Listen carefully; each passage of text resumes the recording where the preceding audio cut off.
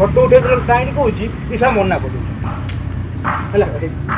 Photo ଉଠେଇ ଯଦି client ତମକୁ ଡାକିଛି ଫଟୋ ଉଠେଇବା ପାଇଁ, ତମ ପଇସା ଦଉଛି ଫଟୋ ଉଠେଇବା ପାଇଁ, କ୍ଲାଏଣ୍ଟ ମନା କରୁଛ ଫଟୋ ଉଠେଇବା ପାଇଁ। ସେଇ ସବୁ କ୍ୟାମେରା ମାନେ ଏମିତି ନୁହନ୍ତି, କେତେଟା ଝାଟିଆ ଏମିତି ନୂଆ ପଳେଇ ଆସିଛନ୍ତି। ତ ଯୋଉମାନେ 2 ଦିନ 5 ଦିନ 10 ଦିନ ହେଲା କାମ କରୁଛନ୍ତି ସେମାନେ ଆସିକି ରେଟ୍ ପୁରା ହାଇ, ପୁରା ଆମେ କ୍ୟାମେରାମ୍ୟାନ୍ ଆମେ ରେଟ୍ ପ୍ରବଳ, କିନ୍ତୁ ଦେଖିବାକୁ ଆଜ୍ଞା କାମ କଲା ବେଳକୁ କଷ୍ଟମରକୁ ମନା କରୁଛେ ଆମେ ଫଟୋ ଉଠେଇ ପାରିବୁ। ଏବେ ଝାପଡ଼ ନୁହଁ। ହଁ, ଯଦି ଆପଣଙ୍କୁ ଯୋଉ ଲୋକ ବାର ବାର କହିକି ରିଜେକ୍ଟ କରଉଛି ତ ଆପଣ ତା କାମ ତାକୁ ମନା କରିଦେଇ ପାରିବେ। ଯିଏ ବାର ବାର କହୁଛି ଫଟୋ ଉଠା ଆମେ ମନରେ 3 ଥର 4 ଥର ସରିଲା ପରେ ବି ଆଉଛୁ କହୁଛି ଫଟୋ ଉଠାଉ, ଆମେ ମନା କରିଦେଇ ପାରିବେ। ନା ଏପଟେ ବାହାଘର କାମରେ ଆସିছে, ଆମେ ସିଙ୍ଗଲ ଫଟୋ ଉଠେଇବାକୁ ଫ୍ୟାସନ ଫଟୋ ଉଠେଇବାକୁ ଆସିନି, ଆଉ ତାକୁ ମନା କରିପାରିବେ। କିନ୍ତୁ ଏଇ ଯୋଉ ଲୋକ ଗେଷ୍ଟ ଆସୁଛନ୍ତି ତାକୁ କେମିତି ଆପଣ ମନା କରିବେ?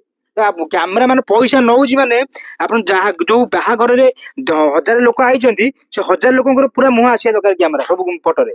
ଜୟ ଜଗନ୍ନାଥ।